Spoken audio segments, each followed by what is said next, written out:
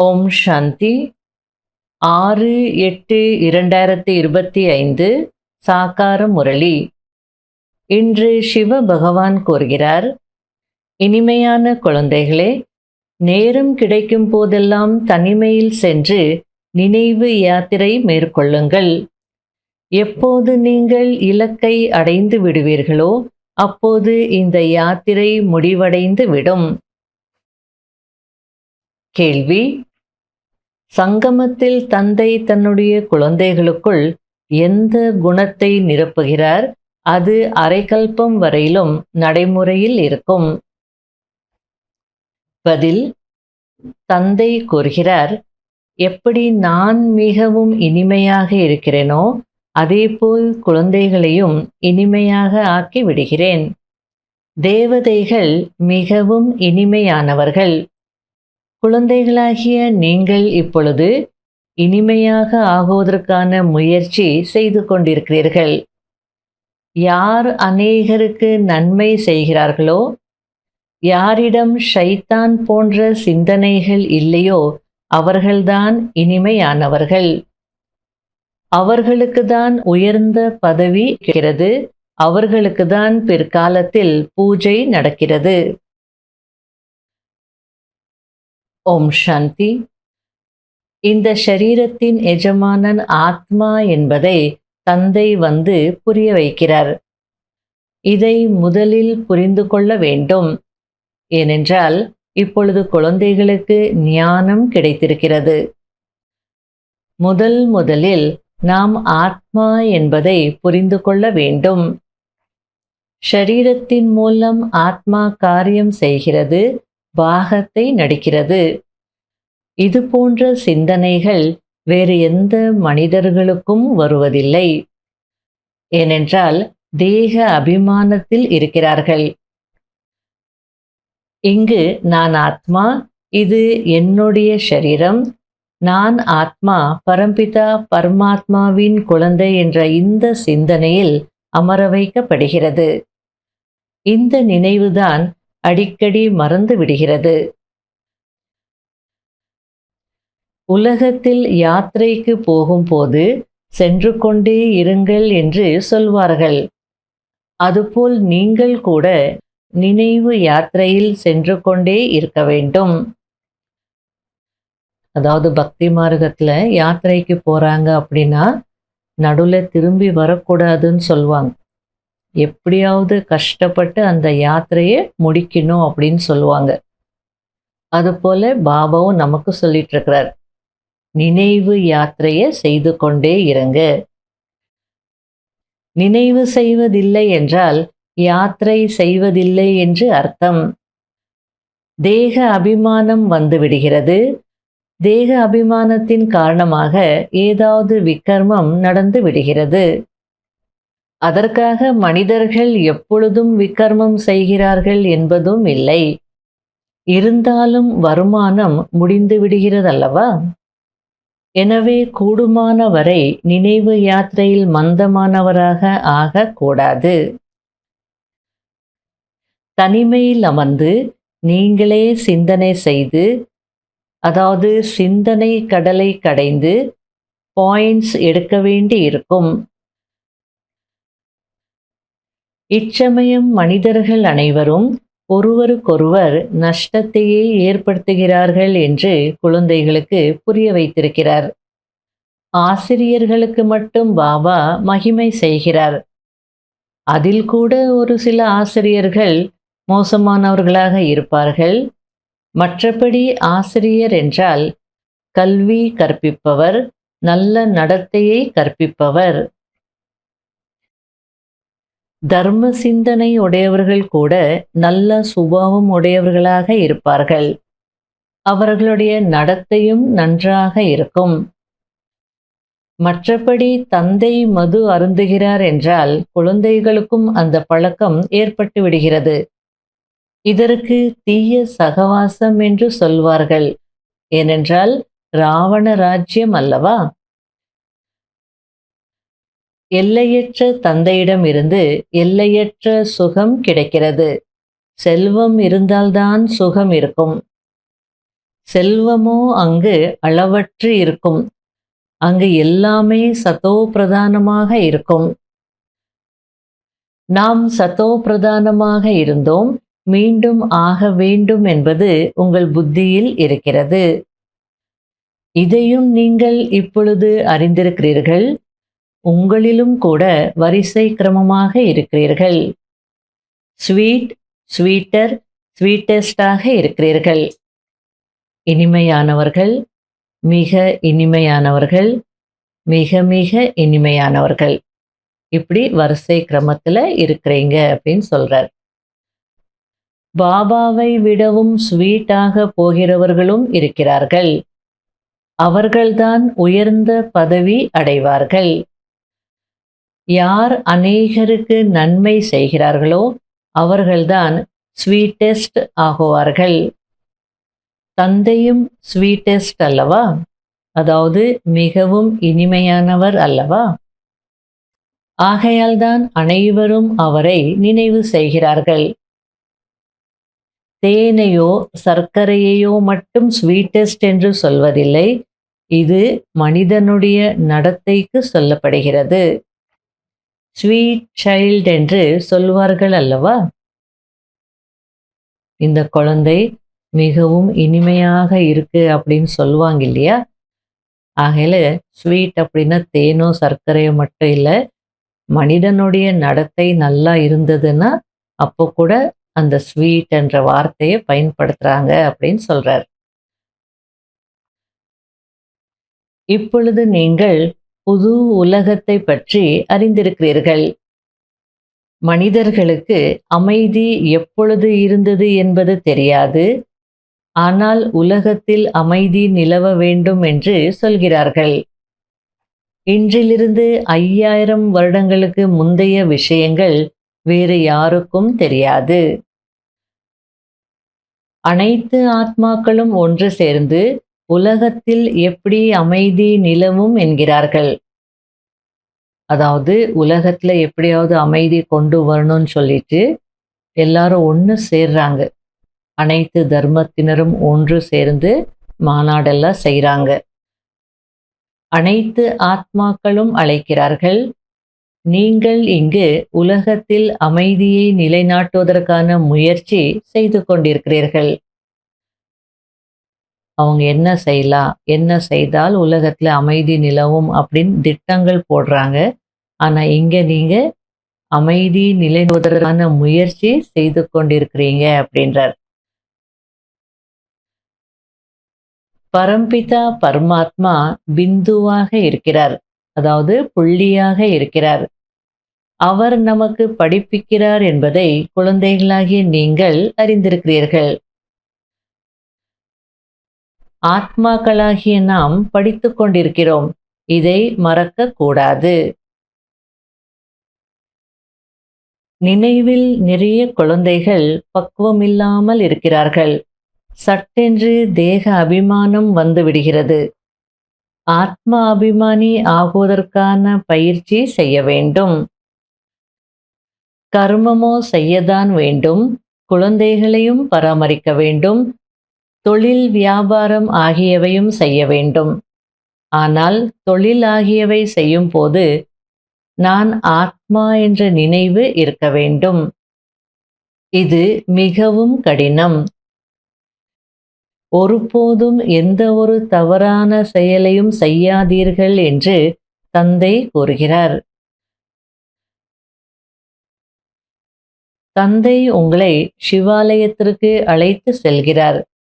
அங்கு அளவற்ற சுகம் இருக்கிறது. இப்பொழுது இது கடைசி பிறவியாகும். ஹே ஆத்மாக்களே, தூய்மையாகுங்கள். தந்தை கூறுவதை ஏற்க மாட்டீர்களா என்ன?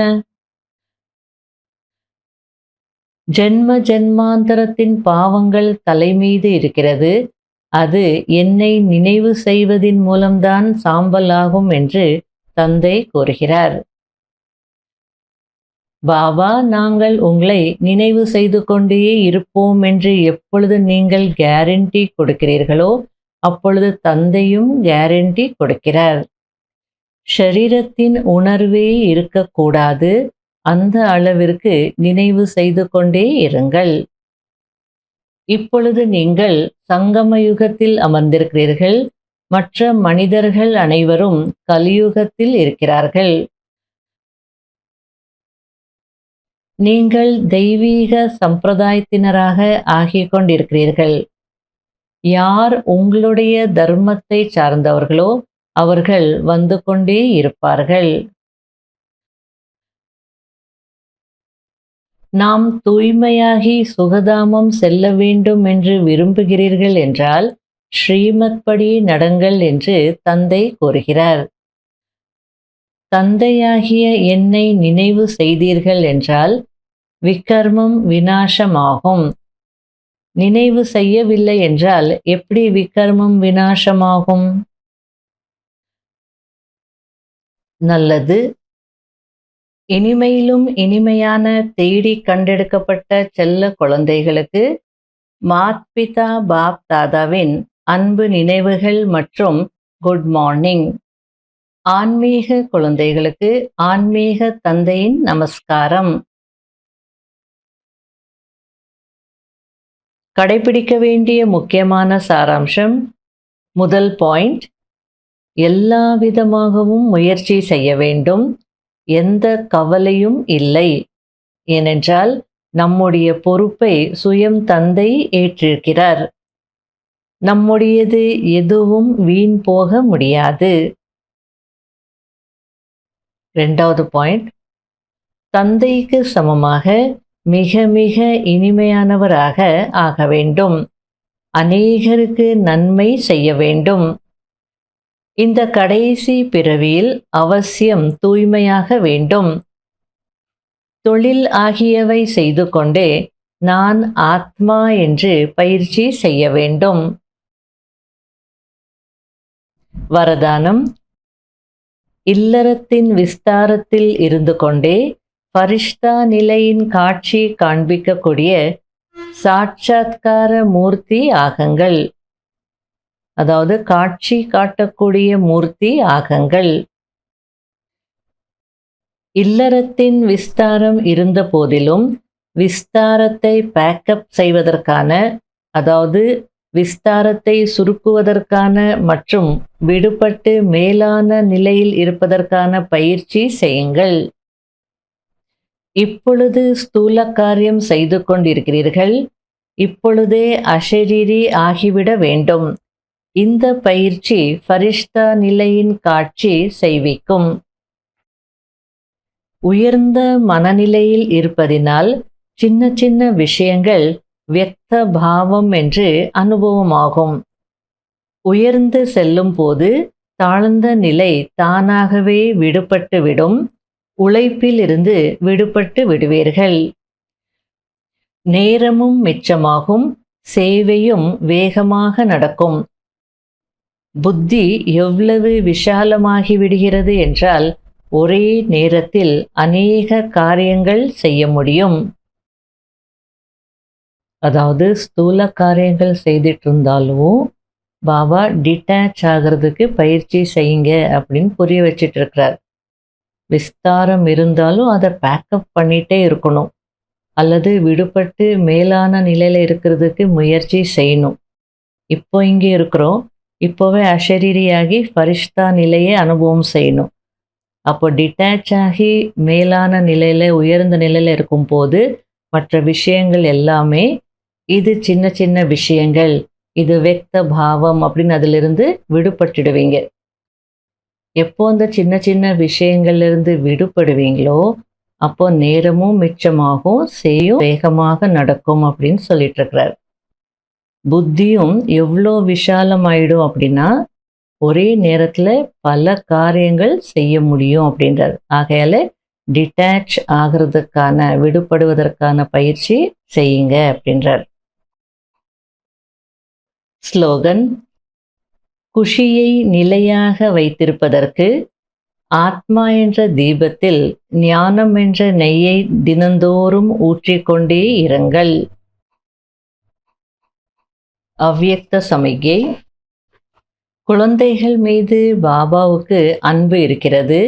எனவே குழந்தைகளே, நீங்கள் யாராக இருக்கிறீர்களோ, எப்படி இருக்கிறீர்களோ அப்படியே என்னுடையவர்கள் என்று பாபா சதா கூறுகிறார். இதுபோல் நீங்களும் கூட அன்பில் மூழ்கி இருங்கள். பாபா, நீங்கள் யாராக இருக்கிறீர்களோ நீங்கள்தான் எல்லாமே என்று மனதார சொல்லுங்கள். இந்த அசத்திய ராஜ்யத்தின் பிரபாவத்தில் வராதீர்கள். உயர்ந்த பாக்கியத்தின் ரேகையை வரைவதற்கான பேனாவை பாபா குழந்தைகளாகிய உங்கள் கையில் கொடுத்திருக்கிறார்.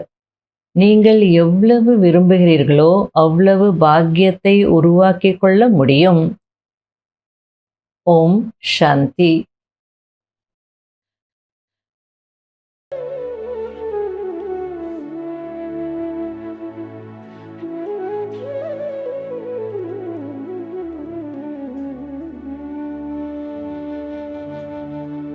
பரமாத்மாவே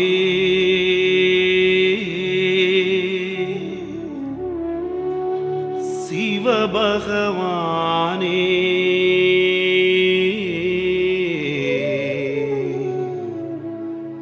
படைத்திட வந்தாயே.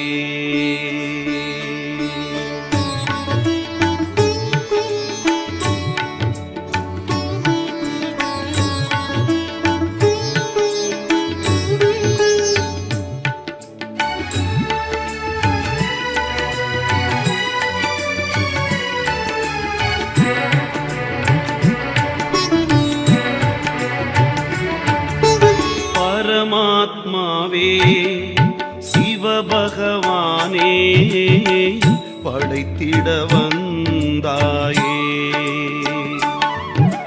பரமாத்மாவே சிவபகவானே படைத்திட வந்தாயே. ஞானமும் யோகமும் என்னிரு கண்கள், ஞானமும் யோகமும் என்னிரு கண்கள், மறவேனே நான் உன் நாமம், மறவேனே நான் உன் நாமம். பரமாத்மாவே சிவபகவானே படைத்திட வந்தாயே.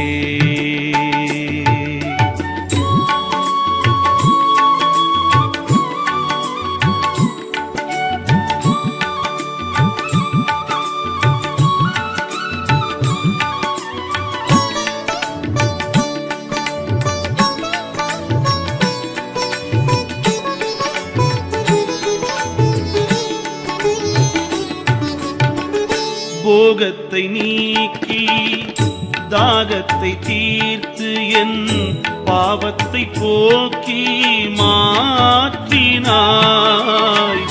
போகத்தை நீக்கி தாகத்தை தீர்த்து என் பாவத்தை போக்கி மாற்றினாய். உன்னருளாலே அறிந்தேன் உன்னை, உன்னருளாலே அறிந்தேன் உன்னை, அன்போடு என்னை அணைத்துக் கொண்டாயே, அன்போடு என்னை அணைத்துக் கொண்டாயே. பரமாத்மாவே சிவபகவானே படைத்திட வந்தாயே. ஞானமும் யோகமும் என்னிரு கண்கள், ஞானமும் யோகமும் என்னிரு கண்கள், மறவேனே நான் உன் நாமம், மறவேனே நான் உன் நாமம். பரமாத்மாவே சிவபகவானே படைத்திட வந்தாயே.